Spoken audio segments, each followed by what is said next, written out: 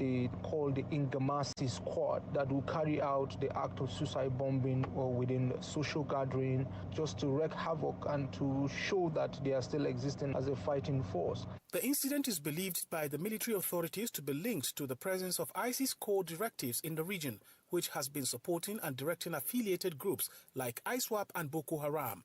At a recently held public debate on security in the Sahel region organized by West Africa Democracy Radio in Abuja, Nigeria's capital, experts highlighted the need for tackling the root causes of terrorism such as poverty and hunger and increased regional cooperation and intelligence sharing to combat terrorism in the Lake Chad Basin area. For Newslink on West Africa Democracy Radio, Usman Umar reporting from Abuja. Still in Nigeria, suspected terrorists launched a deadly attack on Buhari Area Council, Nigeria's capital, early Sunday, kidnapping 4 and killing 1. The over 1 hour assault started well after midnight as armed assailants stormed homes unchecked by authorities with no intervention from security forces. Despite authorities with no intervention, over 30 attackers wreaked havoc with impunity. Here are some community members and witnesses who spoke to WADR's correspondent Usma Umar. It happened around after 1 last night. I woke up to the sound of series of gunshots from all around my neighborhood in Buhari here. I didn't know where the sound was coming from until this morning. I stay around Sabongeri, and when we woke up this morning, we decided to move around to see or hear what happened. That was when we got to know the extent of the whole incident. It's happened from 1 a.m. up to after 3, thereabout. The gunshot was severe and consistent almost all through this period. At some point, we thought it was kind of an exchange of gunfire by the bandits and the security agencies. It was this morning we got to realize that there was no form of intervention from any security agent. Those bandits were just having a free rein, and I guess the gunshot was just a kind of them serving as deterrent to anybody or any security agent not to come close. Honestly, it was a terrible night. The whole of Buhari couldn't sleep last night. The FC minister has to come to our assistance. The kidnappers came to our area yesterday. They started operating almost like to 1 also. Some people were kidnapped, and due to the gunshots that was so massive, like a woman died out of the shock due to the gunshots. Sincerely now, the whole FC just have to come to our rescue because it has become a daily routine in Buhari for this kidnapping. Please, the FCT just have to help us to just tighten up our security. Please, please and please. In Guto, in Buhari Area Council. Some residents of Buhari Area Council who witnessed the terrorist insurgency.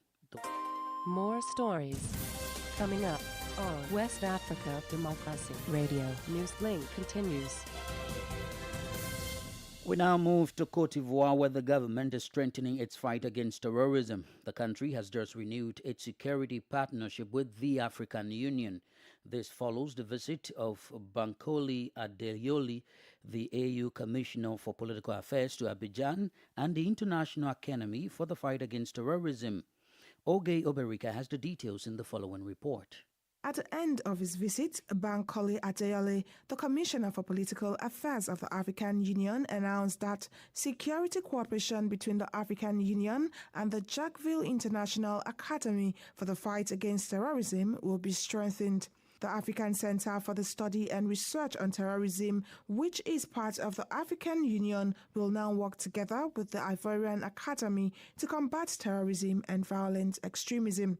According to Bankole Adeoye, a memorandum of understanding between the African Union and Cote d'Ivoire will soon be signed to allow the deployment of experts on the ground.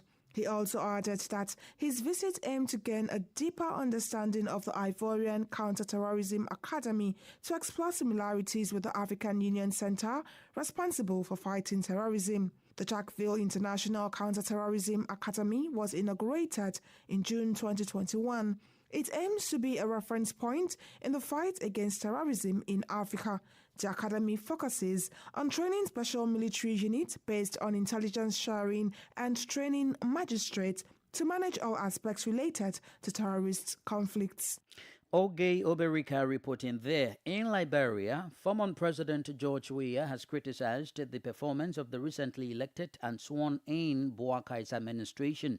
In a telephone interview from the United States on a local radio station on Saturday, George Weah emphasized that the country was facing many challenges, including a disregard for the rule of law.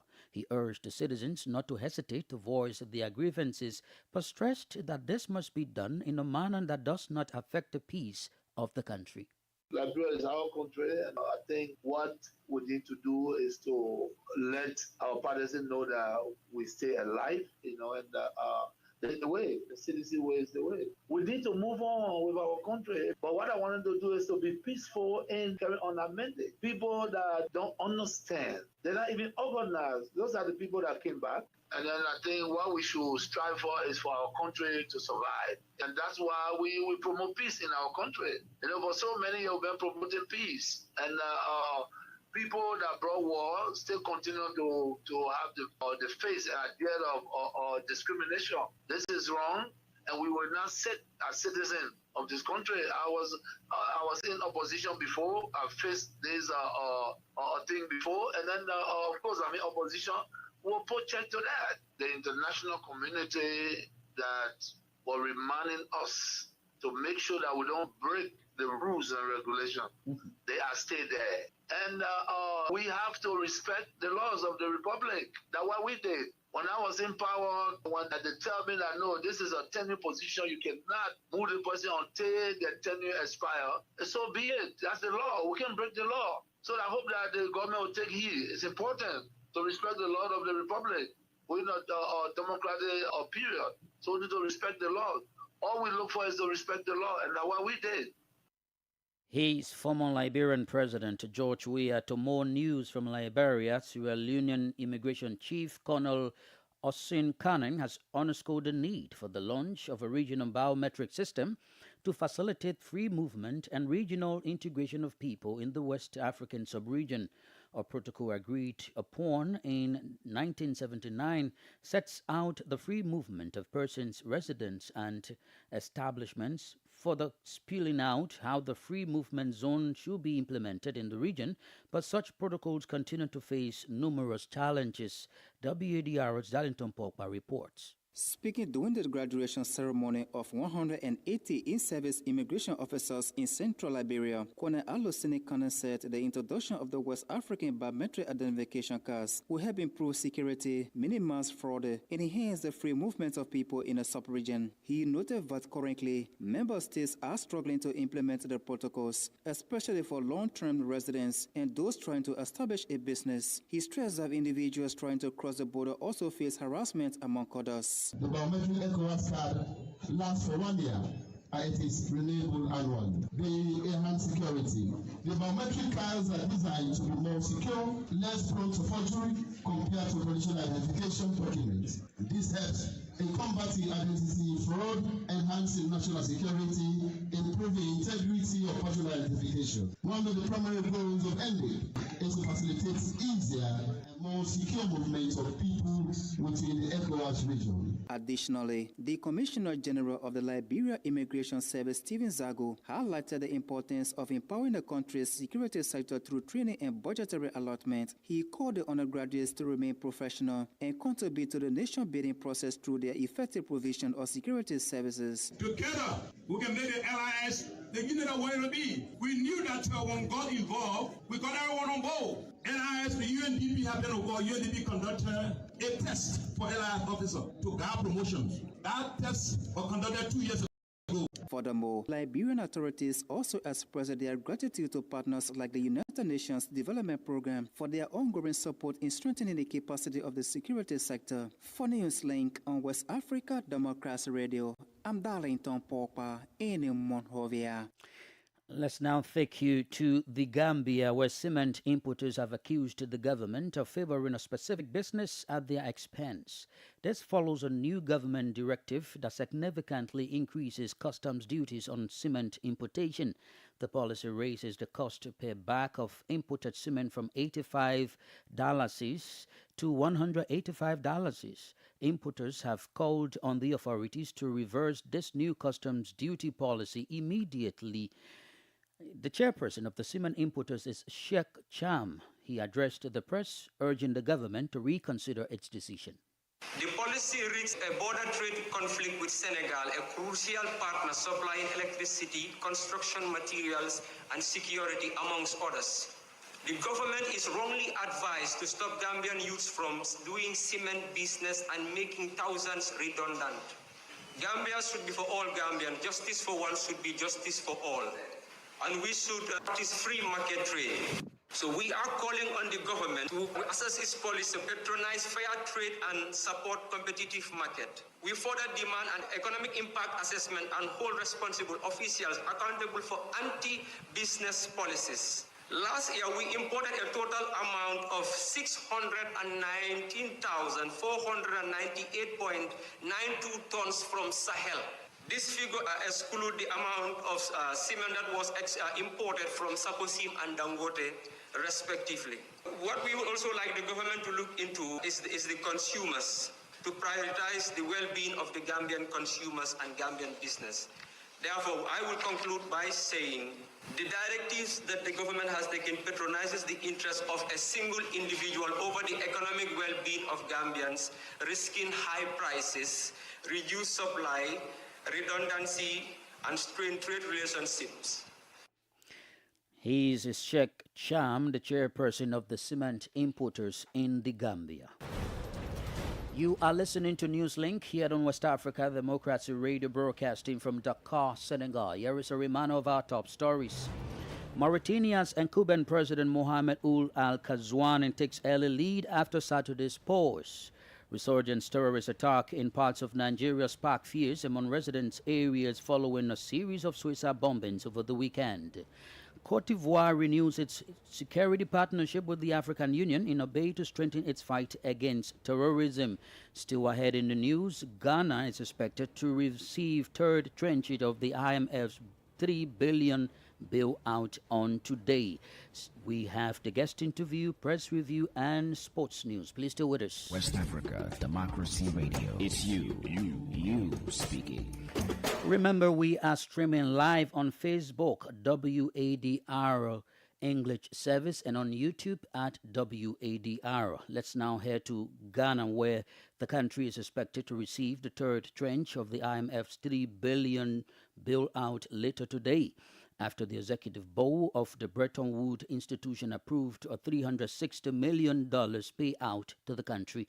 WADR's Nadia Tete reports. The IMF stated that Ghana's economic reform program is delivering on its objectives, with growth proving more resilient than expected, inflation declining faster, and the fiscal and external positions improving. The IMF also noted that Ghana has continued to make progress on its comprehensive debt restructuring, reaching agreements with its official creditor committee and Eurobonds, which provided the necessary financing assurances for the second review under the extended credit facility arrangement to be completed. Ghana is expected to receive the third tranche of the IMF's $3 billion bailout later today, after the executive board of the Bretton Woods institution approved a $360 million payout to the country. Here is Ghana's Finance Minister, Dr. Mohamed Amin Adam. We expect to receive the third tranche of $360 million by Monday, 1st July 2024, which will bring to total disbursement $1.56 billion. Ghana sought financial support from the IMF in 2022 due to a sharp decline in its cedi currency and soaring inflation. This economic distress was driven by the spiraling debt service costs following years of overspending, the COVID-19 pandemic, Russia's invasion of Ukraine, and the high global interest rates. For WADR, Nadia Tete, Accra. This is the Newspaper Review. Stay abreast and find out what the top stories are in your country. This is the Newspaper Review. The Newspaper Review. Listener John Usma Umra in Abuja for the Newspaper Review. Hello and welcome to the press review segment today with me, Osman Umar from Nigeria's capital, Abuja. Let's take a look at the papers we have today. Let's begin with the national economy. The national economy is leading with this story. Democratic debt accumulation. Nigeria's public debt ballooned by 118 trillion naira in 25 years, with riders, military handed over 3.37 trillion naira debt in stock in 1999. Now 121.67 trillion naira. The last rider on the story says, improve on quality of assets created with the debt, experts tell government. We move quickly to Nature News. It's of course the newspaper on the environment. Probe palm oil levy revenue in CBN since Obasanjo's tenure. Ex-Speaker Dogara says Nigeria can make 16.2 trillion naira in 5 years. A couple of other stories on the front page of Nature News.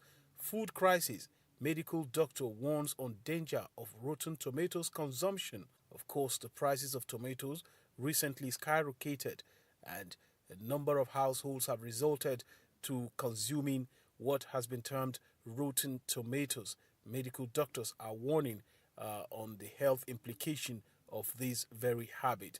Gombe government distributes inputs to 125,000 farmers, warns against diversion, and UNICEF supports Libya to combat waterborne diseases. Detail of all of these are on page 5.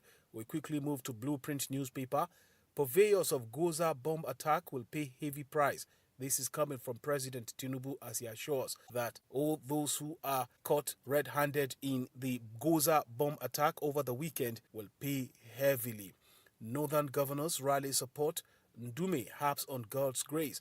Atiku, that is the presidential candidate of the People's Democratic Party, the opposition political party, condemns attack, urges drastic action. Of course, over the weekend in Goza, series of bomb blasts by suicide bombers rocked the town of Goza.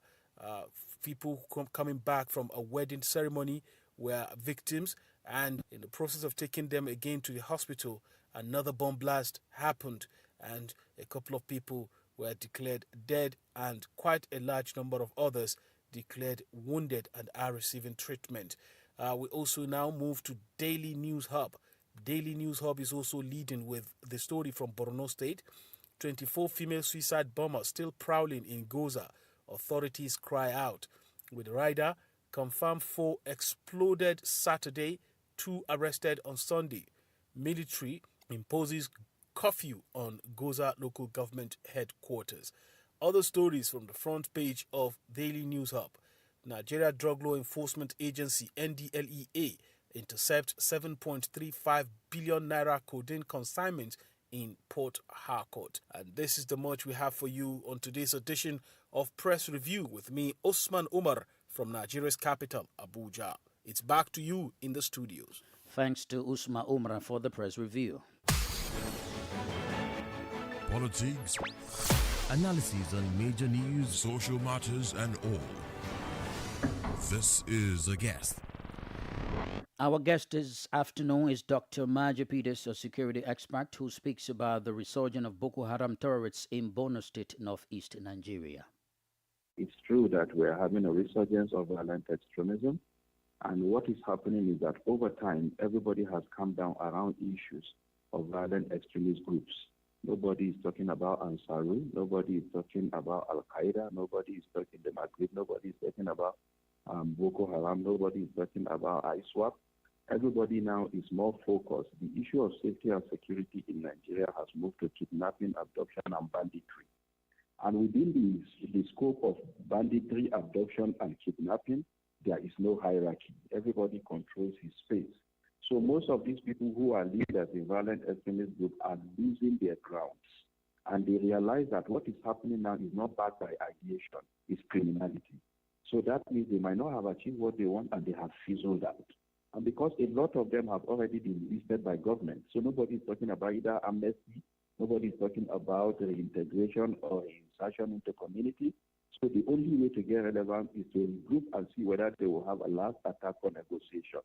So I think if government is not careful, a lot of these insurgencies will happen, because for a very long time we don't hear anything around Boko Haram, and now you start seeing violent extremist groups taking claim, because people are living their normal life. Once you are able to avoid all these attacks and if God helps and you are not a victim of being abducted or kidnapped. So I think that is what is happening now. They are regrouping so that they will have a statement to government. Well, Dr. Maji Peters, with the resurgence of attacks as reported over the weekend in Borno State, what is next for the population and, of course, the government as well as the joint security sector? Actually, people should be very careful now and realize that these things are going to happen.